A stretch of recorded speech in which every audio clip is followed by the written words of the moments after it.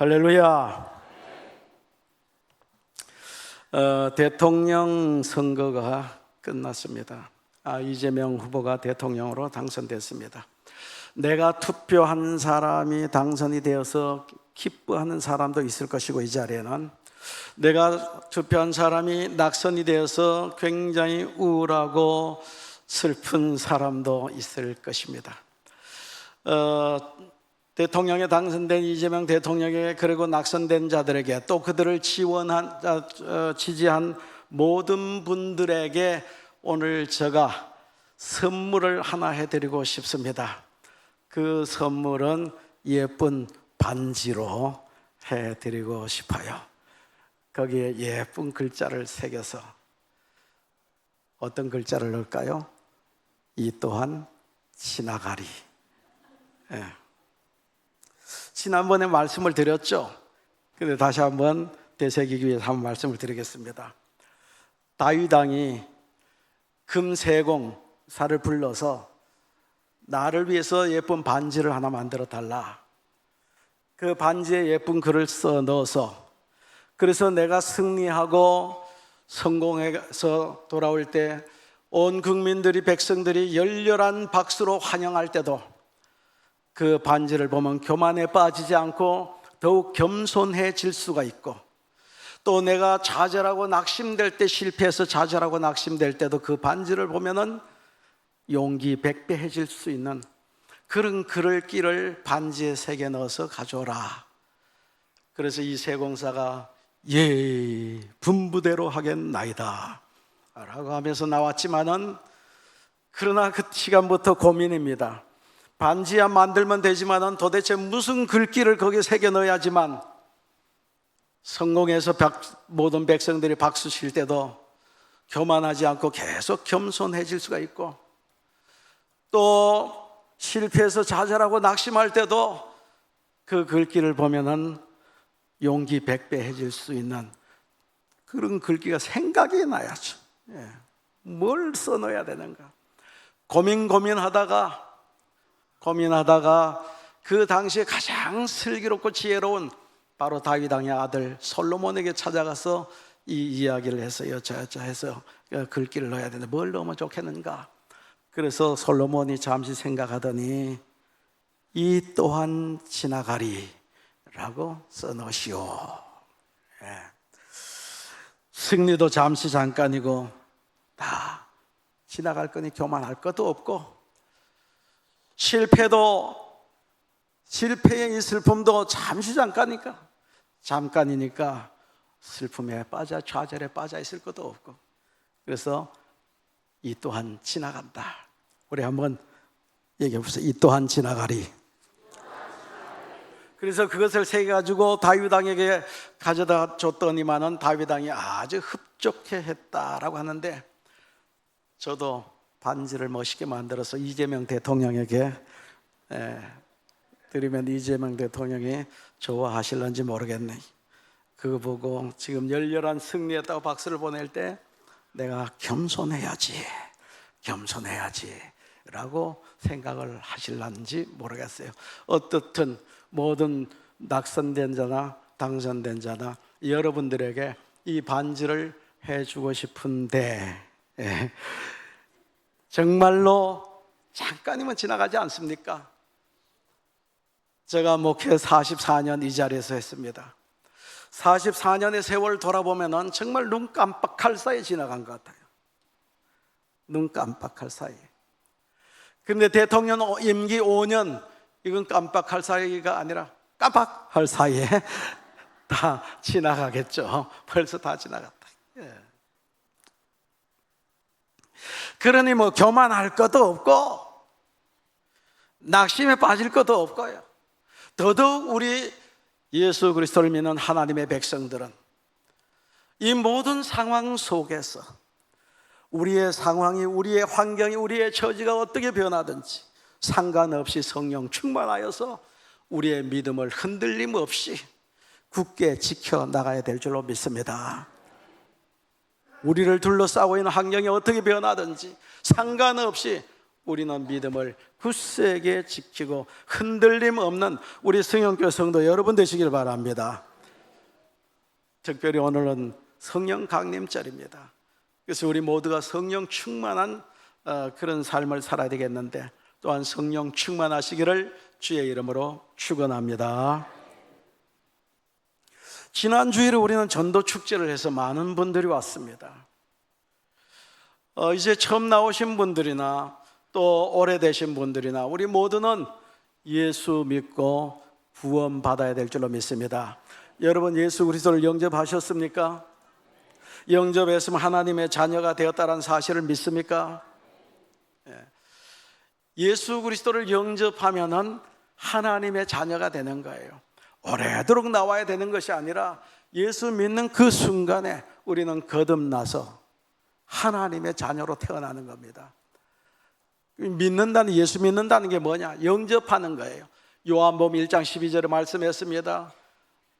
믿는 자들에게, 곧 영접하는 자들에게는 하나님의 자녀가 되는 권세를 주셨으니 라고 했습니다. 영접하는 게 곧 믿는 거야. 믿는다라는 것이 곧 영접하는 것입니다. 그래서 우리가 하나님의 자녀가 된다라고 했습니다.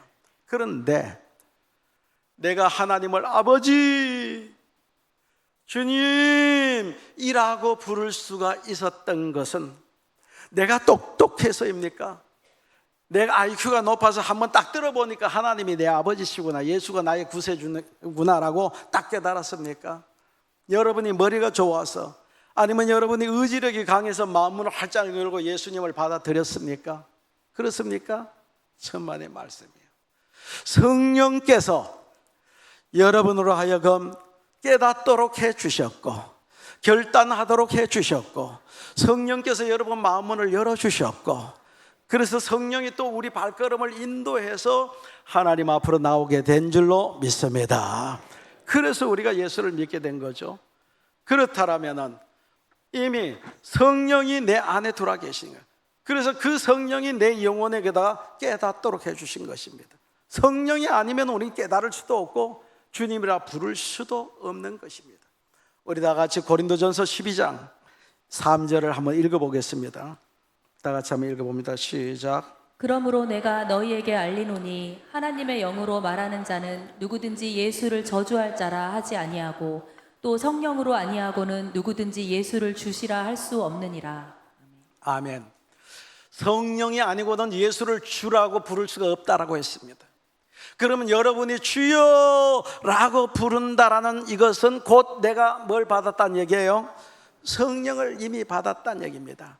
성령이 아니고 내가 주라고 고백할 수가 없는데 어째서 내가 고백할 수 있느냐? 바로 성령이 내 속에 오셔서 내주하신다라는 얘기입니다. 그럼 우리 모두가 성령 받았는데, 근데 성령 충만은 도대체 뭐냐 이거예요. 왜 또 성령 충만 받으라고 하는가? 그래서 오늘은 성령 강림절을 맞이해서 성령 충만의 의미가 뭔지, 그리고 왜 우리가 성령 충만을 받아야 되는지, 또 어떻게 하면 성령 충만을 받을 수가 있는지에 대해서 말씀을 드릴 때에 피차 은혜가 되는 시간이 되기를 바랍니다. 먼저 성령 충만의 의미를 한번 생각해 보겠습니다. 에베소 5장 아까 읽었던 18절 말씀 다 같이 한번 읽어보겠습니다. 에베소 5장 18절 시작. 술 취하지 말라. 이는 방탕한 것이니 오직 성령으로 충만함을 받으라. 네, 성령으로 충만함을 받으라 라고 했습니다. 이것은 성령 충만은 이미 내 속에 내주해 계시는 성령님이 계시잖아요. 예수 믿을 때 이미 성령님이 오셨습니다. 한 번 오신 성령은 어디 출타를 하시거나 출장 가시거나 아니면 떠나가시는 법이 없이 내가 이 세상 끝날까지 내주하신 성령은 항상 내 속에 계시는데, 그 성령의 뜻과 인도하심을 온전히 내 자신을 맡기고 따르는 거예요.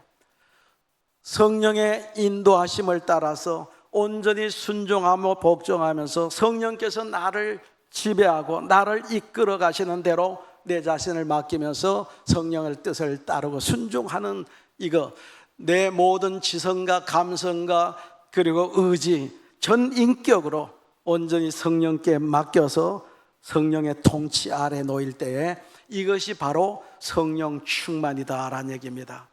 깨달아지십니까? 그래서 내주하신 성령이 나를, 전 인격을 온전히 통치하고 나는 그 통치에 온전히 순종하고 따르는 이 상태가 바로 성령 충만한 상태다. 보통 성령 충만하면은 완전히 정신이 나가버리고 몽롱한 상태에서 성령이 이끈 대로 그냥 성령이 지배를 하는 그런 상태로 생각하는데 오히려 반대입니다. 그래서 오늘 본문에 술 취하지 말라, 이는 방탕한 것이니 오직 뭘로 충만? 성령으로 충만하라 하고 있습니다. 그러면 성령 충만에 대비되는 말이 뭐예요? 성령 충만에 대비되는 말이 뭡니까? 성령의 충만함을 받아라. 그 앞에 무슨 얘기가 있어요? 술 취하지 말라는 얘기잖아요. 술 취해서 방탕한 길로 가지 말고 반대로 성령의 충만한 길로 가라라는 얘기입니다. 그러니까 성령 충만의 반대는 뭐예요? 술 취하는 겁니다. 술 취하는 그 방탕한 길을 가는 거예요. 그 방탕이 뭐냐? 방탕이라고 하는 것은 윤리 도덕적으로의 방탕을, 물론 그런 의미도 포함되어 있지만은 우리가 좀 더 이해할 수 있는 것은 누가복음 15장에 있는 탕자의 비유에서 나옵니다. 탕자의 비유에서 볼 것 같으면은 두 아들이 있었는데 어떤 사람에게 둘째 아들이, 아직도 어린 아들이, 아직도 아버지가 멀쩡히 살아있는데 아버지 내게 돌아올 유산을 먼저 챙겨주세요, 때를 쓰는 겁니다. 그래서 아버지가 이 아들에게 그냥 팔아가지고 돌아갈 유산 다 줘버렸어요. 좋다면서 그 유산 챙겨가지고 이웃 나라로 이민 가서 거기 가서 허랑방탕했다고 했습니다. 허랑방탕했다. 이 허랑방탕은 윤리 도덕적으로 잘못한 것도 물론 포함되어 있지만은 그 이상으로 중요한 것을 놓쳐버렸다, 낭비했다는 얘기입니다. 그 중요한 것이 뭐냐? 바로 시간을 낭비했다라는 뜻입니다. 세월을 아끼지 못하고 시간을 낭비해버렸다라는 얘기입니다. 그럼 그 세월, 그 시간에 뭘 해야 되는데 난 그 시간을 낭비했다는 얘기인가? 그 시간에 무엇을 했어야 되는데 그 귀한 시간을 다 버려버리고 낭비했다는 얘기인가? 바로 그 시간에 아버지 밑에서 아버지로부터 아들 수업을 받아야 되는데 근데 아버지 품을 떠나버린 겁니다. 아들 수업을 받지 않았습니다. 이것이 바로 방탕이라는 얘기입니다. 이것이 방탕이다. 재산만 낭비한 것이 아니라 아들 수업을 받아야 할 그 소중한 시간을 다 허비해 버렸다. 이것이 방탕이에요. 그러니까 아버지 품을 떠났다는 것. 오늘 우리가 방탕은 뭐냐? 하나님 품을 떠나는 거예요. 여러분 예수 믿지 않을 때 전부 다 하나님 품을 떠났습니다. 예수 믿지 않을 때 여러분들은 아무리 열심히 살고 선하게 살고 부지런히 살았다 할지라도 하나님의 입장에서 보면은 그것이 바로 방탕한 삶이요 술 취한 삶이었다는 얘기입니다. 이게 바로 탕자의 삶이에요. 술 취하고 방탕한 그 길로 가지 말고 정신을 똑바로 차리고 긴장하고 깊이 생각하고 맑은 정신으로 고민하고 그리고 선택하고 선택한 데에 대한 선택에 대한 책임을 질 수 있는 이런 삶을 사는 것. 그런데 아들은, 이 탕자는 그 삶을 살지 못했어요. 그냥 그 귀한 시간을 아들 수업 받지 못하고 다 시간을 낭비해 버렸습니다. 그리고 술 취해서 몽롱한 생활을 했습니다. 여러분, 우리의 일상생활 속에서 매일 반복되는 삶 속에서 그 속에서 몽롱하지 말고 우리는 좀 더 깊이 생각하고 고민하고 성령의 뜻을 따라서 성령의 인도하심을 따라서 결정하고 결단하고 그 뜻을 쫓아서 책임지는 삶, 이것이 바로 성령 충만한 상태고 성령 충만의 삶이라는 사실을 여러분 깨달으시기 바랍니다. 배움의 자리를 떠나는 것이 아니라 오히려 아버지 품으로 바짝 다가가서 그리고 배워서 아버지의 뜻을 쫓아 온전히 성령의 뜻을 쫓아 온전히 성령의 지배를 받고 그 삶, 이것이 성령 충만이다. 성령 충만하시기를 주 여러분을 축원합니다. 근데 이게 쉽지 않습니다. 그 길로 가려면은 나를 유혹하고 발목을 잡는 자들이 있어요. 그래서 우리는 왜 성령 충만히 받아야 되는가를 한번 생각해야 됩니다. 우리가 첫 번째 뭐예요? 성령 충만의 의미가 뭐냐? 두 번째 우리가 생각해야 될 것은 왜 우리가 성령 충만히 받아야 되느냐라는 얘기입니다. 우리 속엔 두 사람이 있고 이 세상엔 두 부류의 사람이 있습니다. 오늘 아까 읽어드린 말씀 로마서 8장 5절로 9절 말씀 한번 읽어보겠습니다. 로마서 8장 5절로 9절 말씀 다 같이 시작. 육신을 따르는 자는 육신의 일을, 영을 따르는 자는 영의 일을 생각하나니 육신의 생각은 사망이요 영의 생각은 생명과 평안이니라. 육신의 생각은 하나님과 원수가 되나니 이는 하나님의 법에 굴복하지 아니할 뿐 아니라 할 수도 없음이라. 육신에 있는 자들은 하나님을 기쁘시게 할 수 없느니라. 만일 너희 속에 하나님의 영이 거하시면 너희가 육신에 있지 아니하고 영에 있나니 누구든지 그리스도의 영이 없으면 그리스도의 사람이 아니라. 예, 이 세상에 두 부류의 사람이 있습니다. 육신을 쫓는 자가 있고 영을 쫓는 자, 즉 성령을 쫓는 자가 있다라고 했습니다. 하나님의 지배를 받지 않는 사람은 바로 육신을 쫓는 자입니다. 성령의 지배를 받지 않겠다는 사람은 바로 육신을 쫓는 사람이라는 얘기입니다. 하나님을 믿느니 내 주먹을 믿어라 한 사람 있죠. 예, 자기 건강 믿고 돈 믿고 자기 힘 믿고 이런 사람들, 바로 이런 사람들은 오늘 말씀해 보니까 하나님과 원수된 자고, 이런 사람들은 사망 권세 아래에 있는 사람들이고 결국에 이런 사람은 사망에 이르게 된다, 멸망한다, 망한다라는 얘기입니다. 그런데 영을 쫓는 자들은 어떻게 됩니까? 생명과 평안이다. 육신을 쫓으면 사망이고 영의 생각은 바로 생명과 평안이다 라고 얘기를 하고 있습니다. 그렇기 때문에 우리가 정말 심각하게 생각해야 돼요. 육신을 쫓으면 망하고 성령을 쫓아서 성령 충만한 삶을 살면 우리 인생이 생명이 풍성하고 평안이 넘치는 삶이 된다는 얘기. 그런데 육신을 쫓는 사람들은 육신의 일을 생각합니다. 육신의 일은 도대체 뭔가? 빌립보서 우리 다 같이 3장 19절을 읽어보겠습니다. 빌립보 3장 19절 말씀 다 같이 시작. 그들의 마침은 멸망이요 그들의 신은 배요 그 영광은 그들의 부끄러움에 있고 땅의 일을 생각하는 자라. 예, 육신의 생각은 육신의 일이라고 하는 것은 땅의 일이다라고 얘기해요. 육신의 일을 생각한다고 그랬는데 육신을 쫓는 사람, 여기 보면은 땅의 일을 생각한다라고 했습니다.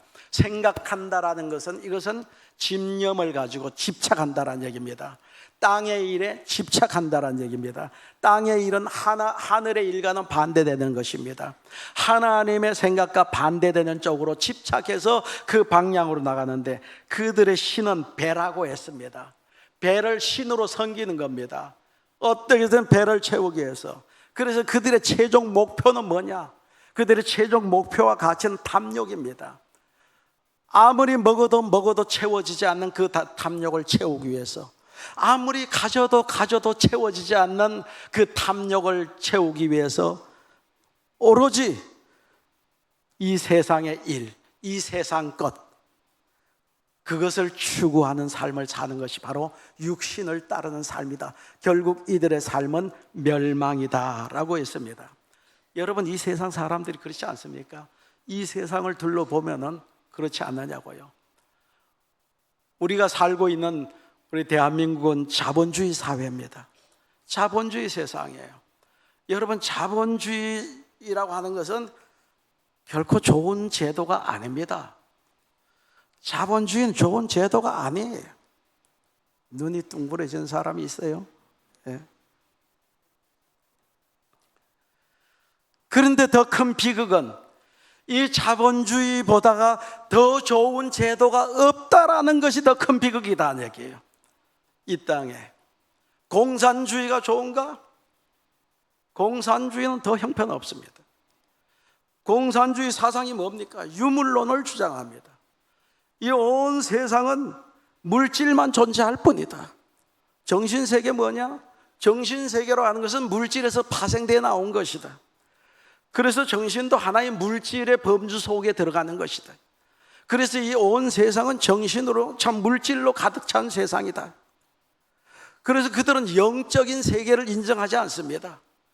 영이라고 하는 것을 인정하지 않기 때문에 영이신 하나님을 인정하지 않는 거예요. 하나님을 믿지 않고 인정하지 않습니다. 그래서 이 공산주의 체제가 들어오면은 제일 싫어하는 사람이 누구겠어요? 누구겠습니까? 공산주의 세계에서 제일 싫어하는 사람이 누구겠어요? 크리스찬들입니다.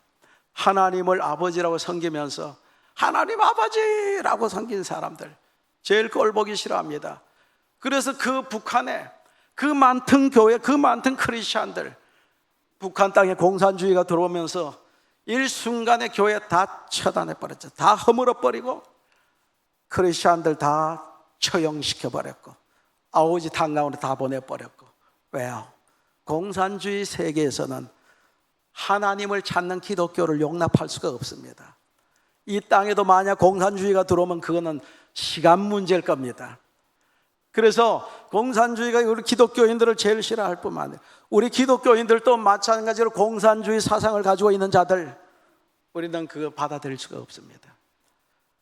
그런데 그나마 공산주의는 그렇지만 그나마 자본주의는 이 사회가 자본주의인데, 자본주의 사회에서는 돈에다 최고의 가치를 두고 살지만은 그러나 자유가 있어서 하나님을 섬기고 싶은 사람 하나님을 잘 줄 수가 있어요. 그러나 자본주의 자체는 돈이 최고의 가치다 이거예요. 그래서 돈 하다가 그냥 돌아버리는 것이 자본주의다. 맨날 돈 하다가 팽 돌아버리는 거예요. 이게 바로 자본주의의 가장 큰 폐해다. 하나님보다 돈이 더 가치가 있는 거예요. 그래서 여러분 보면 나이 들면 들수록 좋은 옷을 입어야 된다라고 하는데요. 왜냐? 이제 내가 주먹으로 누굴 이길 수가 없으니까 내가 아직도 힘이 있다라는 걸 표현하기 위해서 뭘로 표현합니까? 돈으로 표현하는 거예요. 그래서 좋은 차 타야 되고 좋은 옷 입고 다녀야 된다라고 하는 거예요. 돈으로서 내가 아직 살아있다라는 표현을 하려고 그러잖아요. 그래서 옷만 좋은 것을 입는 것이 아니라 이제 옷도 좋은 것으로 갈아입다 그거 안 되니까 이제 가죽까지 좋은 것으로 뺀질뺀질하게 만들어가지고요. 쭈글쭈글하니까 그러니까 눈도 처지고 늙으니까 눈도 처지고 볼태기도 처져 내려오고 그러니까 이거 그냥 자꾸 걷어 올립니다. 여기도 걷어 올리고 여기도 걷어 올리고 자르고 걷어 올리고 자르고 걷어 올리고 자꾸 걷어 올리다 보니까 가슴이 목 밑에까지 올라와서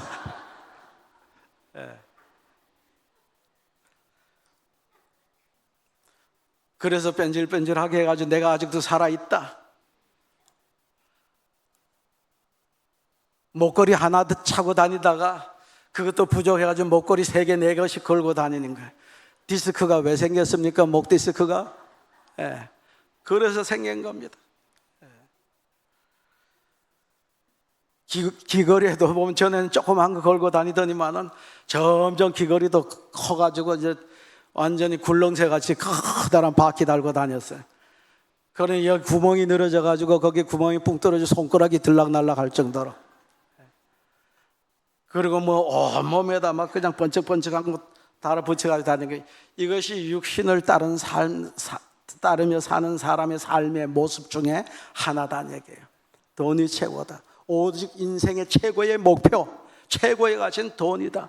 그래서 거기에 집중하며 살아가는 사람들, 인생의 돈을 목표로 하고 사는 사람들은요, 돈을 목표로 하고 있지 않는 사람보다 훨씬 더 잘 삽니다. 오직 이 세상에 돈을 목표로 하는 사람, 그 사람은 목표로 하지 않는 사람보다 더 잘 살 게 아니겠습니까? 그래서 예수 믿지 않는 사람들이 훨씬 배 들어가면서 잘 먹고 잘 살더라 이게요. 그래서 예수 믿는 사람들이 여기에 유혹이 오는 겁니다. 야, 예수 믿어봐야 다 소용없더라.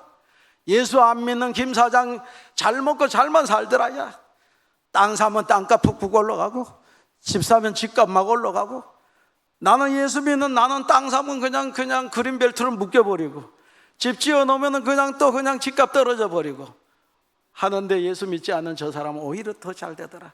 아, 예수 믿을 것도 없어. 이런 유혹을 받게 된다는 얘기입니다.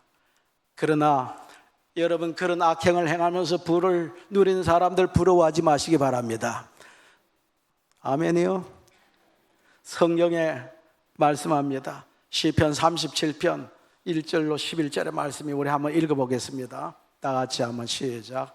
악을 행하는 자들 때문에 불평하지 말며 불의를 행하는 자들을 시기하지 말지어다. 그들은 풀과 같이 속히 배임을 당할 것이며 푸른 채소같이 쇠잔할 것이미로다.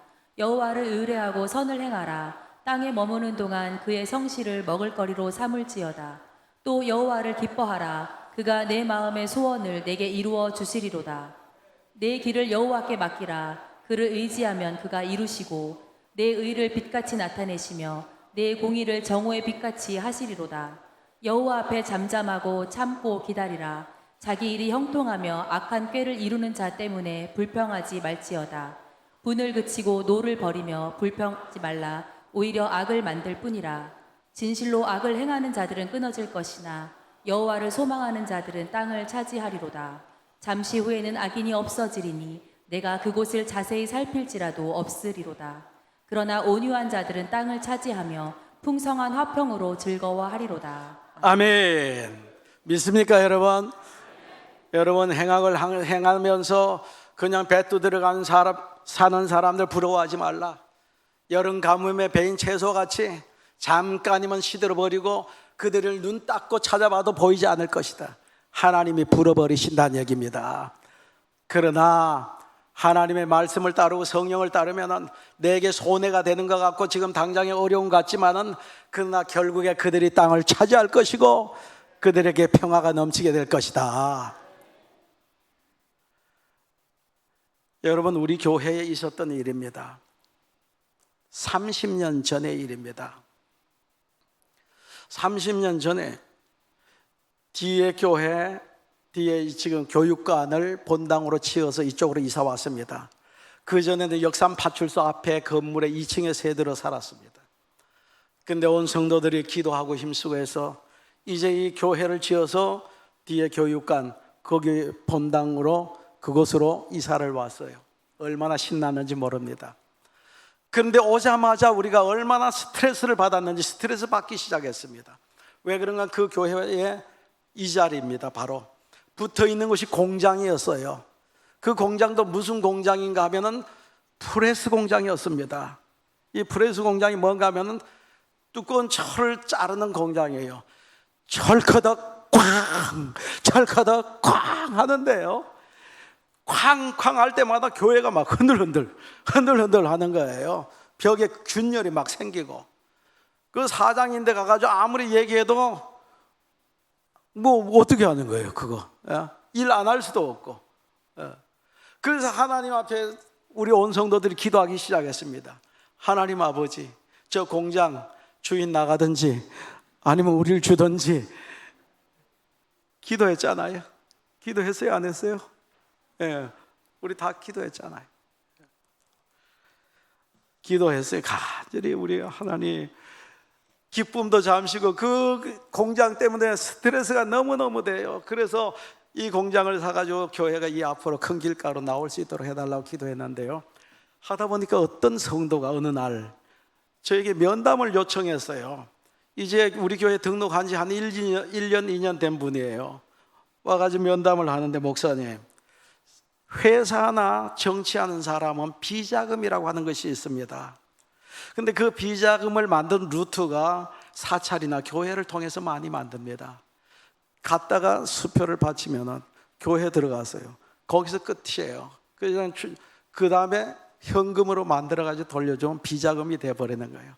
그래서 그 당시에 이제 실명제가 시작할 때예요. 시작할 때에 그래서 사람들이 많이 두려워하면서 비자금을 그런 식으로 만드는데, 지금은 턱도 없는 소리죠. 지금은 교회도 많이 다 들어보게 됐어요. 지금은 말 택도 되지도 않는 말인데, 그 당시 이제 실명제가 처음 시작하다 보니까 좀 어리숙한 부분들도 많이 있었단 말이에요. 그러니까 그것을 통해 가지고 이제 비자금을 만들어 주면은 그러면은 그 사례로 2%를 준다는 겁니다. 그래서 실제로 그런 일이 있지 않습니까? 어떤 대통령도 큰 절에서 비자금을 만들고 사례로 엄청난 미륵불 만들어줬잖아요. 그것 때문에 지금까지 아직도 끝나지 않고 뭐 수사받느니 어떠니 매스컴에 떠드는 소리가 들리더라고요. 어쨌든 간에 그분이 하는 얘기가 자기가 아는 분이, 난 누군지 모르겠어요, 알라고 하지도 않았어요, 30억을 목사님 우리 승영교회 30억을 이제 헌금하면은 그걸 좀 세탁을 해서 돌려주면은 2억을 주겠다는 거예요. 2억을. 하나도 놀라지 않아요. 지금 뭐 2억 하니까 뭐 별거 아닙니까? 지금도 2억 엄청나잖아요. 근데 30년 전에 2억을 제시하더라고요. 30년 전에 2억을 드리겠습니다. 예. 쉽게 말해 돈 세탁해주면 2억 주겠다는 얘기예요. 그래서 제가 할렐루야 라고 했겠죠. 1초도 걸리지 않고 저는 답을 했습니다. 안 됩니다. 2억이 아니라 20억 줘도 안 합니다. 하나님 기뻐하지 않습니다. 좀 바보 같지만 잘했죠? 예. 왜냐? 세상 방식으로, 세상의 방식으로 육신을 쫓아 가면은 결국 그 끝에 뭐가 있다고 그랬어요? 사망입니다. 망하는 거예요. 사망이에요. 우리 그거 하지 않았지만은, 그렇게 하지 않았지만 온 성도들이 기도하니까 하나님께서 그 공장을 살 수 있도록 해줬고, 온 성도들이 눈물과 땀과 허리띠 졸라 헌금해서 결국 이 교회를 지어서 지금 이 순간 이 자리에서 예배 드린 줄로 믿으시기 바랍니다. 결국 땅을 차지하고 그리고 평안은 넘치게 된 줄로 믿으시기 바랍니다. 어리숙한 것 같지만 결국 그것이 생명이고 거기에 평화가 있고 거기에 생명이 넘칠 줄로 믿습니다. 그래서 육신을 쫓는 사람들은 결국 사망이지만은 성령을 쫓으면 생명과 평안이 넘친다. 그러므로 우리는 성령 충만 받아야 되는 거예요.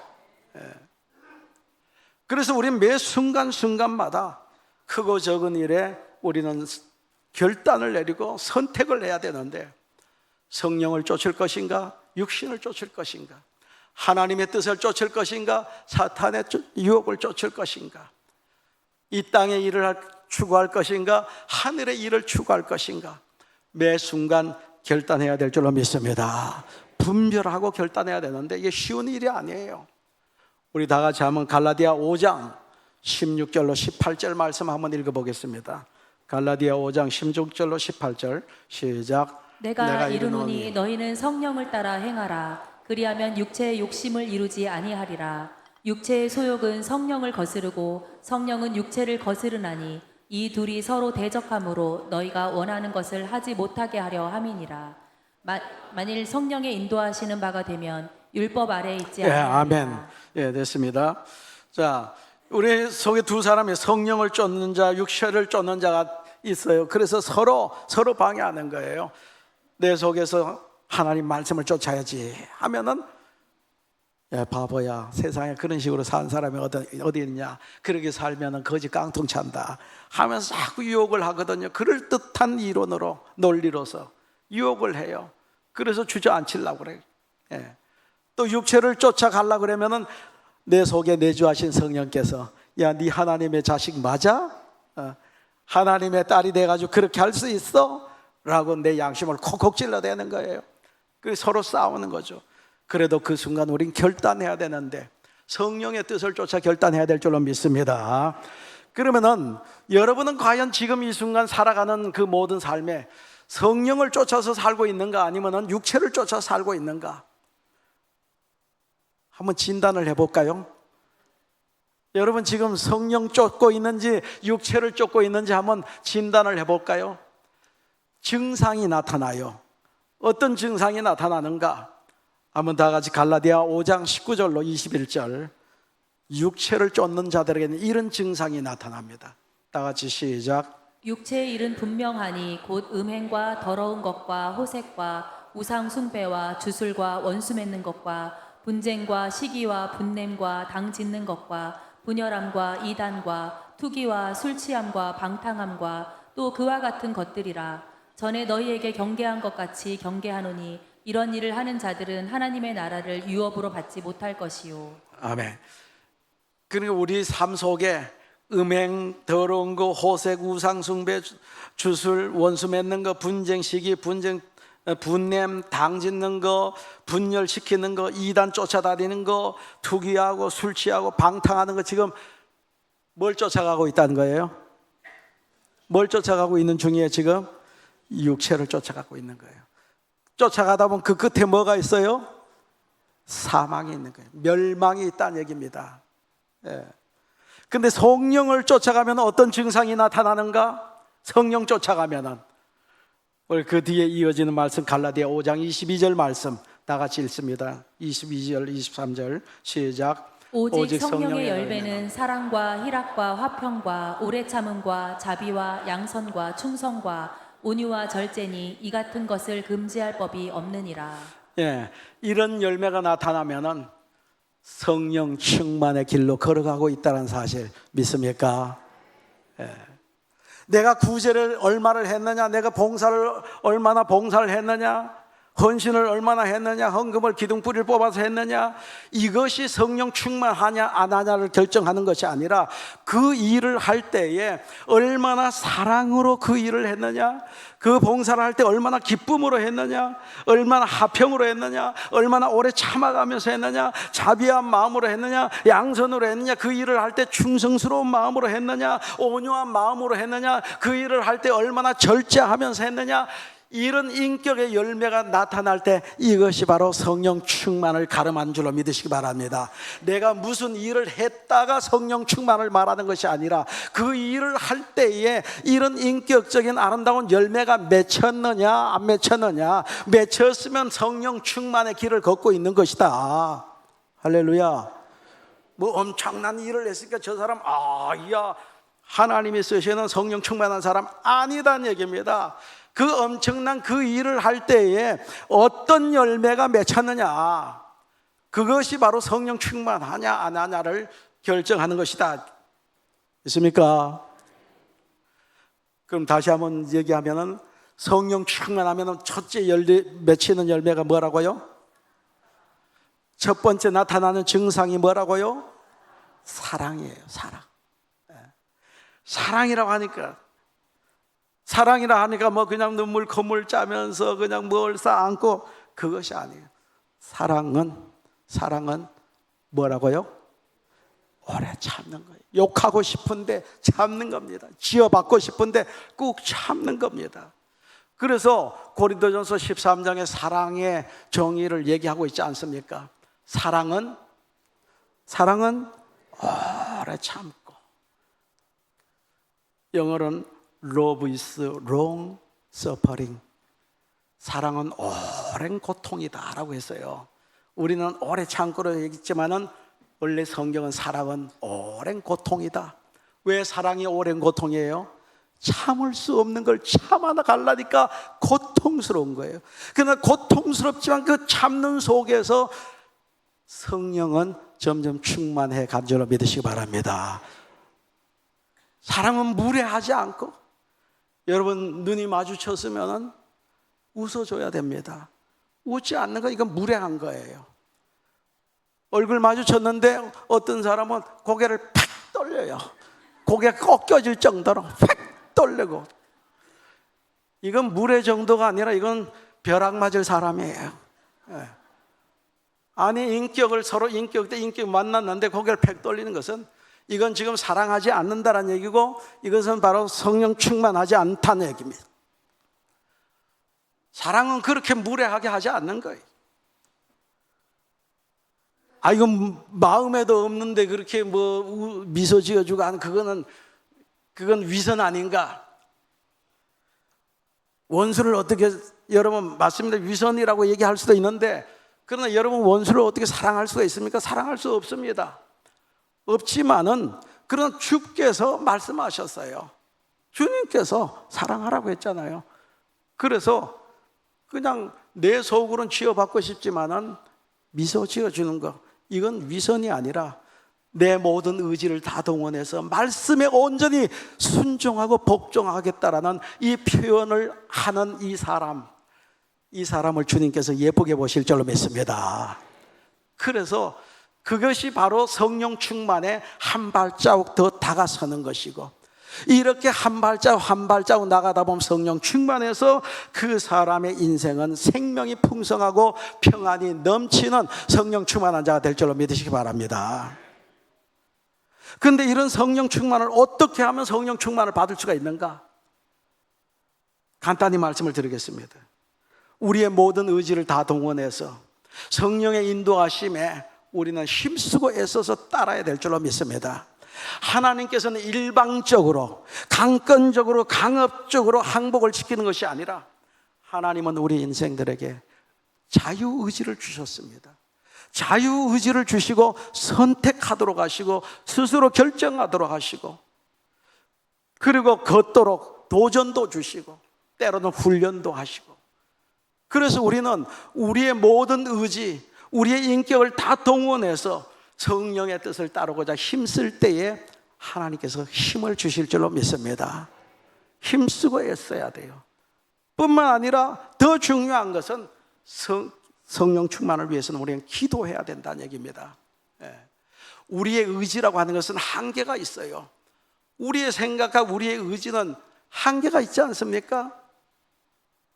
내가 저 인간을 사랑하려고 그랬는데 도대체 사랑할 수가 없어. 용서하고 싶지만은 용서가 안 돼. 아무리 힘쓰고 애써도 되지 않아. 어떻게 해야 됩니까? 부르짖어야 됩니다. 하나님, 저 인간 왼수를 용서해 줘야 되겠는데 용서가 되지 않습니다.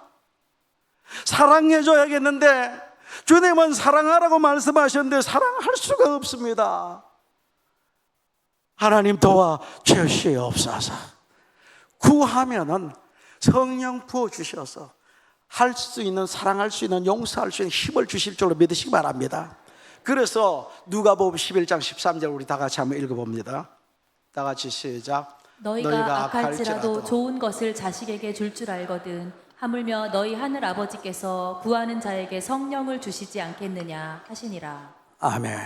악한 자라도 좋은 것을 주는데 하늘 아버지께서 구하는 자에게 성령을 주시지 않겠느냐. 그래서 구하면 성령 주셔서 내 속에 성령 역사하셔가지고 힘과 능력을 주시고 초자연적인 힘도 능력도 부어주셔서 넉넉히 하게 될 줄로 믿으시기 바랍니다.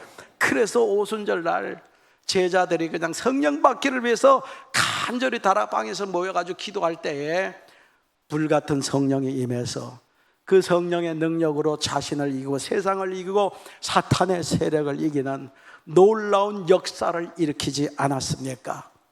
여러분들이요, 우리 성령교 성도 여러분들, 육신을 쫓아 살지 말고 성령을 쫓아 살기를 위해서 힘쓰고 하나님 앞에 또 부르짖어 기도하다가 성령 충만하여서 여러분 인생에 생명과 평안이 넘치는 이런 복을 받으시기를 주의 이름으로 축원합니다. 기도하겠습니다. 하나님 아버지, 감사합니다. 오늘 이 시간에도 우리에게 주신 이 말씀을 마음에 새기면서 이제 성령 강림절을 맞이해서 우리 모두가